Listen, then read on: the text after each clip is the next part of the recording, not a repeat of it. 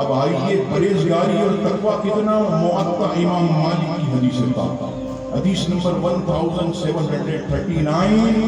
ایک عورت بالکل باریک دوپٹہ پہن کر حضرت عائشہ صدیقہ کے پاس جیسے ہی آئیں، حضرت عائشہ صدیقہ نے جلال میں آ کر ان کا دوپٹہ پھاڑ دیا اور انہیں موٹی چادر اوڑھا دی.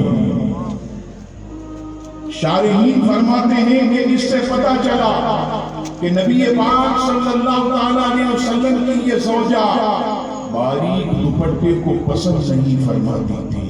اے میری بیٹیوں، اے میری بہنوں، آج یہ معاشرے میں عام ہو چکا کہ خواتین باریک لباس کو پسند کرتے ہیں.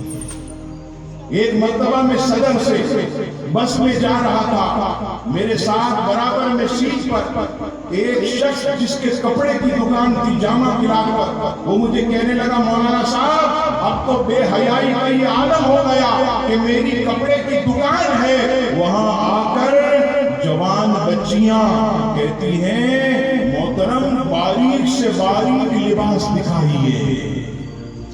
نبی پاک علیہ السلام نے جو فرمایا تھا کہ عورت کپڑا پہن کر بھی ننگی، آج اب دیکھیے عورت کا کپڑا پہننا نہ پہننا دونوں برابر ہے. آج یہ بے حیائی کا عالم ہو گیا کہ عورت کو دیکھ کر مرد جو ہے شرم سے سر جھکا لیتا ہے، لیکن عورت بے پردہ اسے شرم نہیں آتی. عزیزان گرامی، نبی پاک علیہ السلام جب شب معراج جہنم کو ملاحظہ کیا تو آپ صلی اللہ تعالی علیہ وسلم نے دیکھا کہ کچھ عورتیں بالوں سے الٹی لٹکی ہوئی جہنم کی آگ سلگ رہی ہے اور ان کے بدن کو کھا رہی ہے. یہ جہنم کی آگ یہ جسم کو کھائے گی، جلائے گی نہیں، کھائے گی، کاٹے گی.